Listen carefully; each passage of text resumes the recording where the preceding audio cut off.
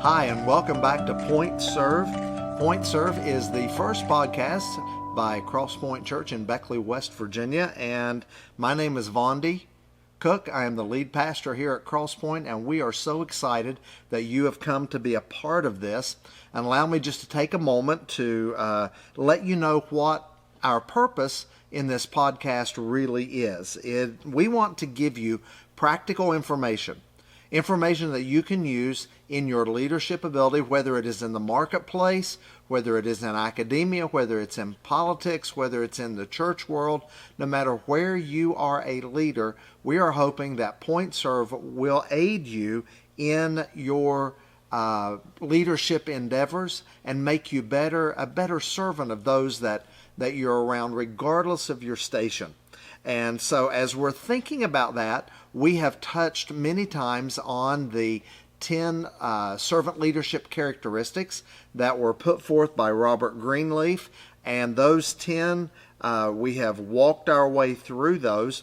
But I believe 2,000 years ago, there was someone before Robert Greenleaf by the name of Jesus who shared much of those.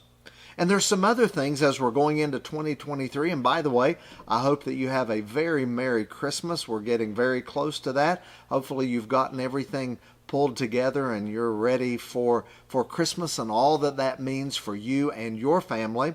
Yet, Jesus not only talked about servant leadership things, he incorporated that into other aspects of life. And so what we're going to begin to talk about here in December and going into 2023 is being a leader that lasts, because it is difficult in our world to be a leader that lasts. I remember a few years ago, I was at a Chamber of Commerce function, and we had a person come in and talk to us, and they talked about all of the different places that they had been. And the only thing that struck me was they had great success where they'd been, but they didn't stay anywhere very long. Now, what I have learned since then is that person has stayed where they are now, and they've had a powerful, powerful impact on their organization. But for you and I, to be a leader that lasts, what does that mean? Because there are some places that you don't need to be. There are some places that you absolutely are not in a healthy environment to grow. You're not able to pull in all of your giftedness and to help that particular organization be what it needs to be. And so I'm not saying being a leadership that lasts always means you stay in the same place.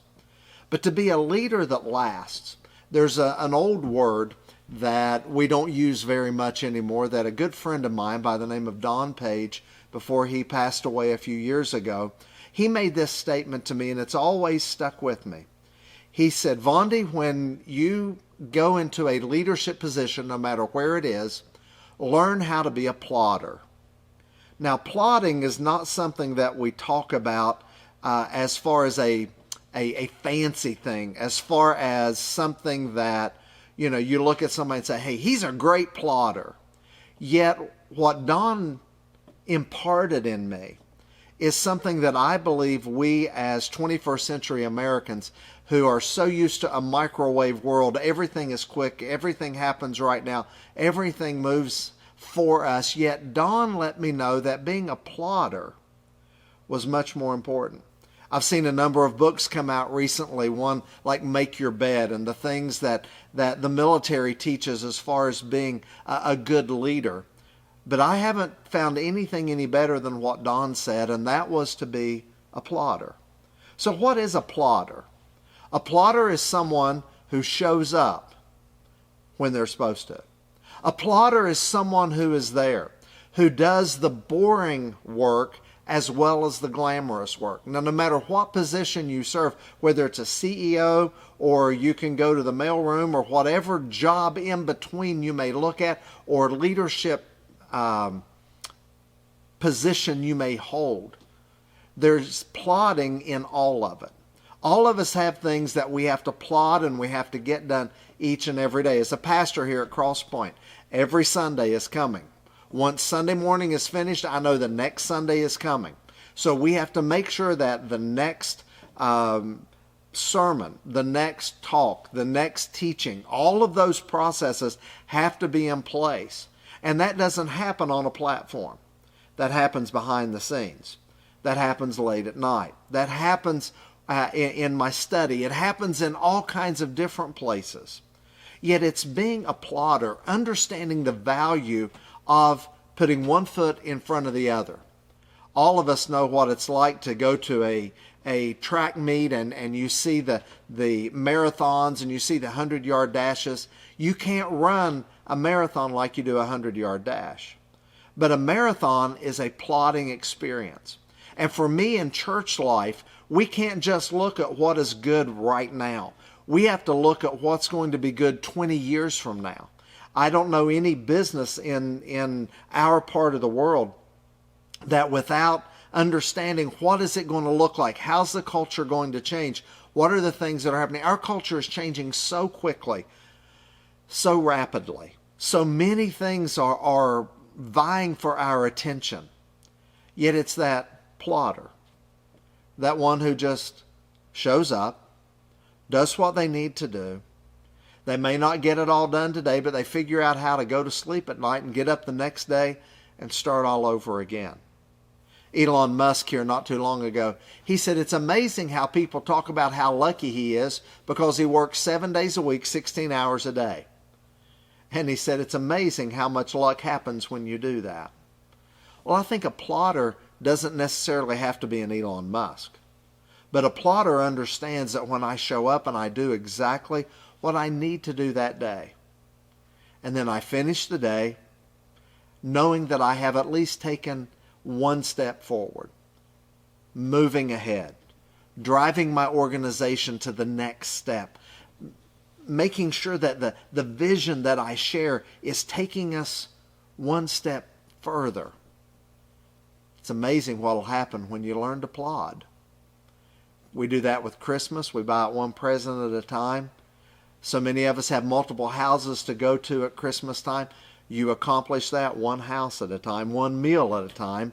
That's why after Christmas, they always run the sales at the gyms and things so that people can come and work off what they have eaten over the holiday season. Yet you and I as leaders understand the value of plodding.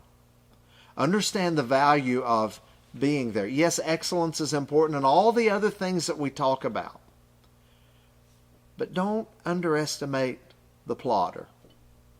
The Great Plains of the United States, when the settlers went out there back in the 1800s, they traded in their horses at the Mississippi River for oxen.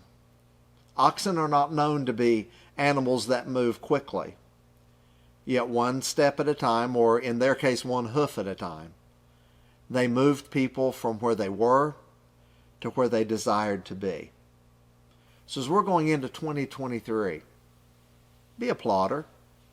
Be someone that the people around you can count on, that they know that you'll be there and that you'll get it done.